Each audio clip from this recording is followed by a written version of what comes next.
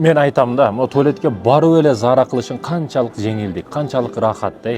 Кыйналып барасың, рахат алып жеңилдеп чыгып келесиң. Ошондуктан да пайгамбарыбыздын күйөө баласы Али радиаллаху анху айткан го, ушу неиматты эле билсе адамдар шүгүр кылып жатып калмак деп. Чындыгында ошол ажатканага кирип чыккандан кийинки рахатты сезсе, адамдар шүгүр кылып жатып калат чындыгында. Бүгүн намкөр көп адам. Онкологиялык оору, боор оору, жүрөк оору больницаларды мындай кыдырып чыксаң, миллионер экениңди билесиң.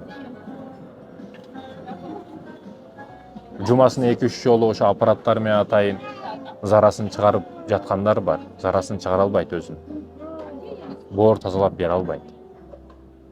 Ошондуктан биз шүгүр кылышыбыз керек. Бир күндө 20 жолу киресиң, 10 жолу киресиң, 3 жолу, 5 жолу киресиң, бир алхамдулилля деш жок. Алхамдулилля де чыккандан кийин. Бир ажаткана таппай калган эки жака чуркап кандай кыйналып каласың. Чыкпай калсачы. Билесиңби, ушундай оорулуу адамдар бар.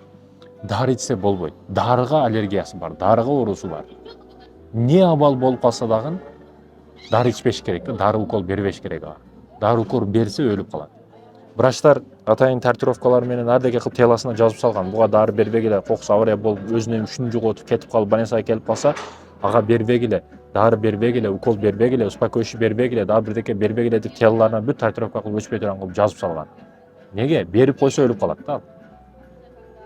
Ошондой оорулар бар мекендешим, ошондуктан шүгүр эле кылышыбыз керек. Ошо жөнөкөй ажатканага унчукпай күлүп жыргап барып келишиң өзү чоң неемат. Буну да билген билет, билбеген өзү билет.